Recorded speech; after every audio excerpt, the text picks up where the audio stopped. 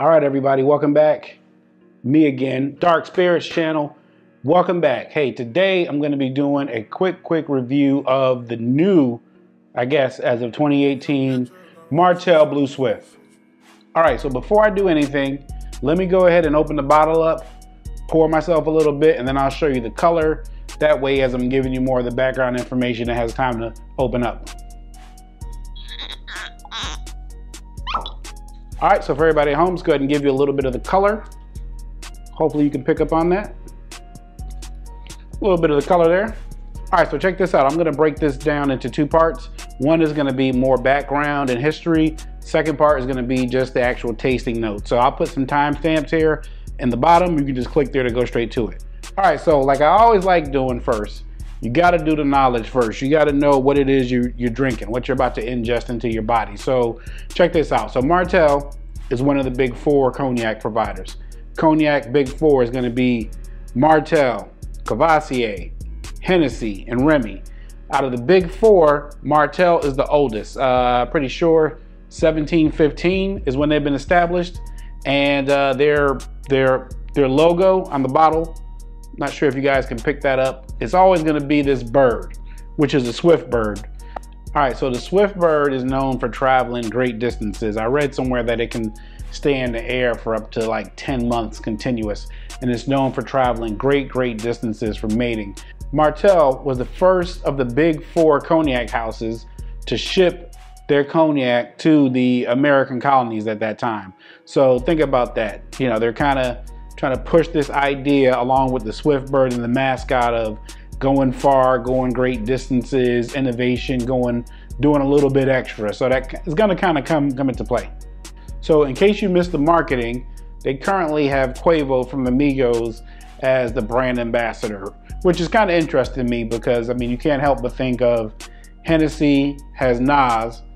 Martell says, okay, I'm gonna get Quavo from the Migos. So from a marketing perspective, that kind of tells me that they're going for like people from the Drake generation. So from a corporate structure, Martell is part of the Pernod Ricard umbrella of spirits. Huge company. In that umbrella, you got Absolut and Jameson. So chances are you've had one of their products before. If you look at the label, it says here that it's a spirit drink made of cognac VSOP, then finished in bourbon casks. Spirit drink. Technically, it can't be labeled a cognac. Reason is, in order for something to be a cognac, it can only be aged in French barrels. So once they take it out of those barrels and put it in these ex-bourbon barrels, that's gonna immediately disqualify it. But just know, it is technically VSOP bourbon, but it has a secondary finishing. I mean, it's kind of like this movement right now with secondary finishing. So keep in mind that that's what it is they're doing. It's like a finished spirit. So I was thinking about this and I was thinking to myself, well, what bourbon barrels do you think this is being finished in? So I went back and did some research and I saw that in 2016, Pernod Ricard bought Smooth Ambler. Not sure if you guys ever had the Contradiction or Old Scout, but basically it was a newer startup, West Virginia based. They purchased them because they wanted to expand into the dark spirits category. So I'm willing to bet that probably what this is the regular Martell VSOP finished in Smooth Ambler barrels. I'm not sure how business savvy you guys are, but if you're gonna be doing a huge product launch like this, you don't wanna be buying barrels. You wanna own the barrels yourself and then you finish them in there. So the only property that Pernod Ricard has that fits the bill from when this came out would have been Smooth Ambler. So if you guys get a chance, maybe try some Smooth Ambler and see if you notice any taste similarities. Also, if you start seeing Smooth Ambler at your local bars, like right next to where you see this Blue Swift, you'll say, Dark Spirits, that dude was right. He knows what he's talking about. So that's it as far as the background. I already showed you guys the color, so let's go ahead and get into the nosing. Oh, fruity. Yeah, fruity, kind of plums is what I'm thinking. Plums, fruit, dark fruit. I'm not getting a lot of ethanol in here. I'm just getting like dark fruits. I mean, you smell it coming off.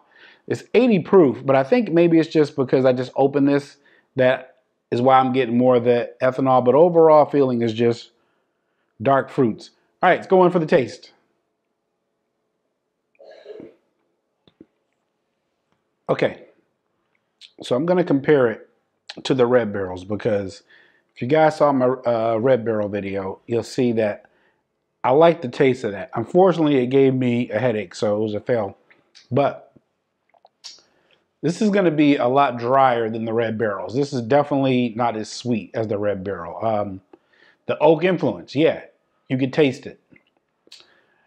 What I'm getting is a better overall mouthfeel, and for me, that's good, because not sure if you guys are new to this channel or not, but the approach on all my spirits review are going to be, can I drink this neat? So keep that in mind. If you mix your drinks or add other stuff to it, it may be different. But mouthfeel overall is good. It's better than the red barrels. So on the palate, not as fruity. You get the fruits, but it's not as sweet. It's nowhere near as sweet or fruity as the regular Martell, the red barrels. You definitely get a little bit of that oak in there. Very, very interesting. I can see this being good for like a whiskey person, a bourbon person. For a person who likes Jameson, for example, I can see them crossing over into this more.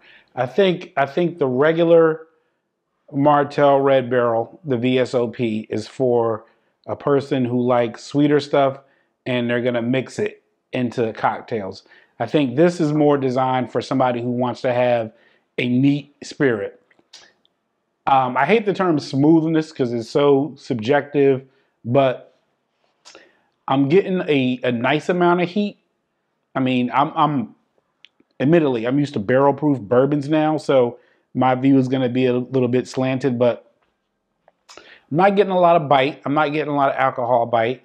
I'm getting the heat though. You get the heat, and it's got a really good finish, like a nice long finish to it. Yeah, this is really good. This is really good.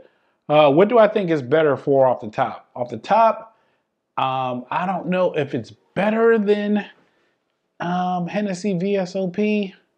It's different.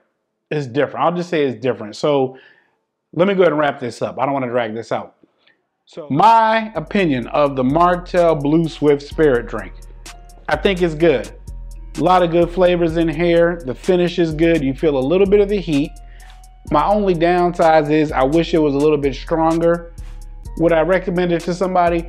I'd recommend getting the 375 milliliter, like how I got. That way you don't commit to spending 50 bucks, because price-wise, it's priced right in between the Remy VSOP and the Hennessy Privilege. But yeah, give it a shot. I think it's worth it. And again, all my videos, I'm buying all my own bottles, so nobody's paying me to say this. I think that's all I got for now. Hey, hope you enjoy it in the best of spirits. I'll talk to you next time. Thanks for watching. Cheers.